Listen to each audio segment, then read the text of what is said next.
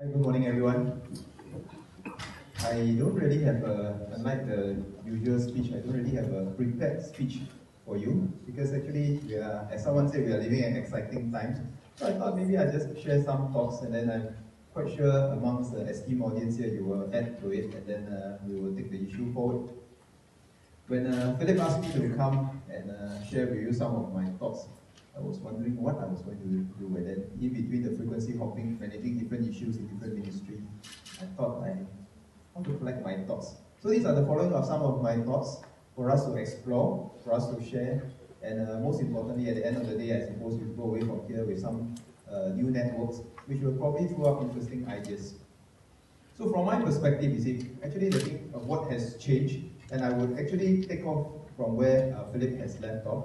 So it's true that in the history of human conversation, in the past, I think once upon a time, it was what we call the 1:1. And if you read the article in economics, you'll probably know, we talk to each other over coffee, tea, whatever. 1:1. So that's the way that it's propagated. Then with the Gutenberg press, or as the Chinese would claim that they have invented the printing press long before the Gutenberg press, it became 1:many. So that lasted for 200 years or so. And now we are in the exciting time of many to many, end to end.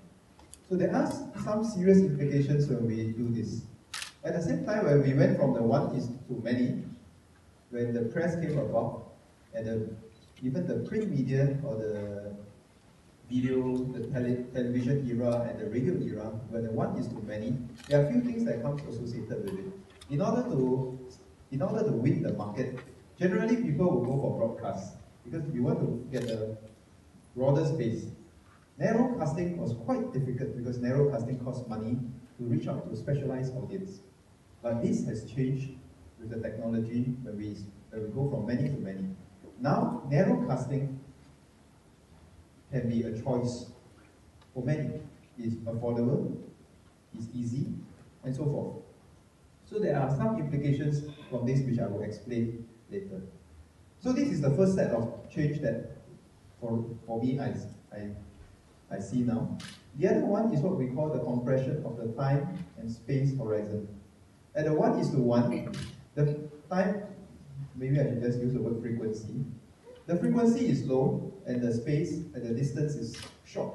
So we have our coffee at our usual coffee shop. It's probably down here. When it becomes 1:many, the frequency probably goes on a weekly cycle, monthly cycle. At best, it was the daily cycle of the newspapers and so forth. So the frequency intensified and the reach went up slightly, and it was still geographically bounded. But with the internet and especially the social media, where we reach the era of the many to many, first, the frequency of interaction has gone up tremendously. It's instantaneous, spontaneous, and so forth. And the reach has also transcended the previous geographical boundary. So what we see is almost an exponential movement towards this, which compresses both time and space in our communication. So that's the second set of force that we are talking about. The third one, maybe I just scribble here since this is the first, this is the second. The third one is the combination of this word called the producer and the consumer. Why? Because in the past, if I see something, supposing I come to this conference, I see something, I interpret it, and I broadcast it to somebody else who may not be in the conference itself. So somebody produced the news, somebody consumed the news. But nowadays, the person producing the news can also be the consumer, or rather the consumer of the news, they themselves can produce. They may no longer need the lens.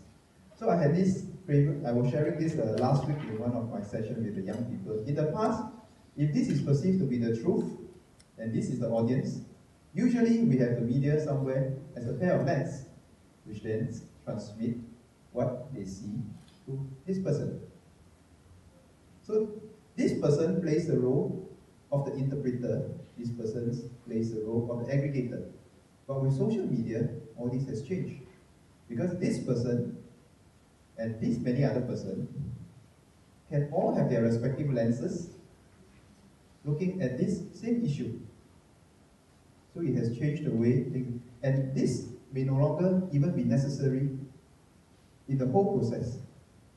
So what does all this mean down here, especially for a country like Singapore with these three sets of forces? Actually, the first thing is that we see greater diversity expressed.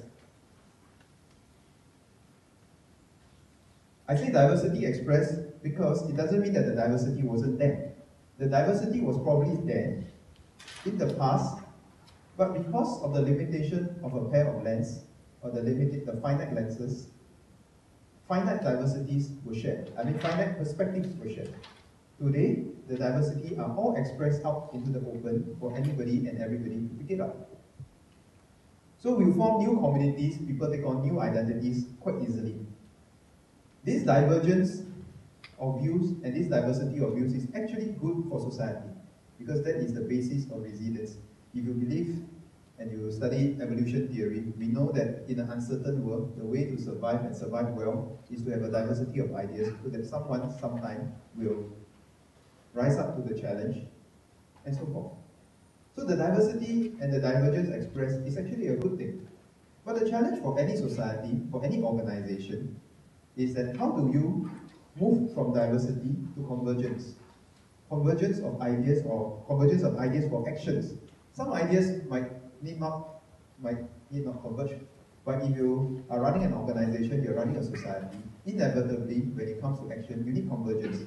The question is, how do you bring divergence, go through the process of the divergence before reaching convergence? And the challenge is, how fast can you do this? In the compression of the space-time, you need to do it faster. But actually, this whole process takes a longer time. So there are two competing tensions down there.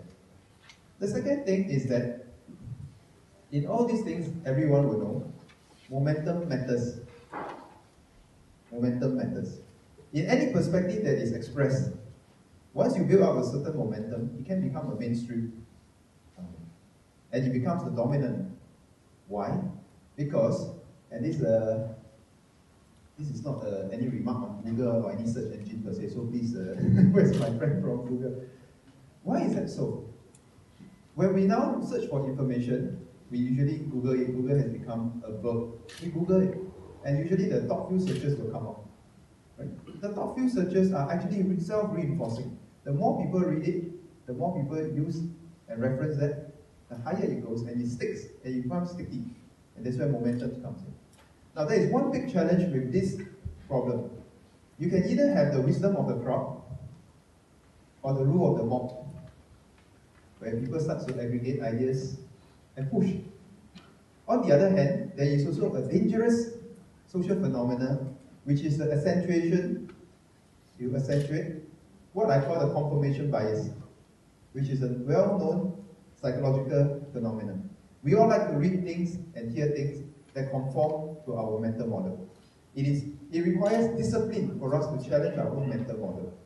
But because of the way the search engine may work, because of the way even Amazon.com, they aggregate your preferences, or our preferences. They give us things that they think we like to read. So actually it does accentuate confirmation bias, which over time will mean that people, together with the narrowcasting, can go off in their divergent narrowcast communities, which makes governance, which makes community sharing quite challenging. The forces are pushing that way if we are not careful. So this thing about how to overcome confirmation bias requires discipline. It's almost like Karl Popper says, in falsification theory. You need a disciplined approach to this.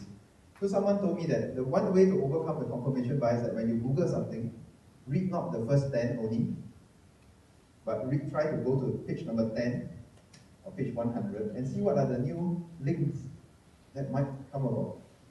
That might be one trick. Okay.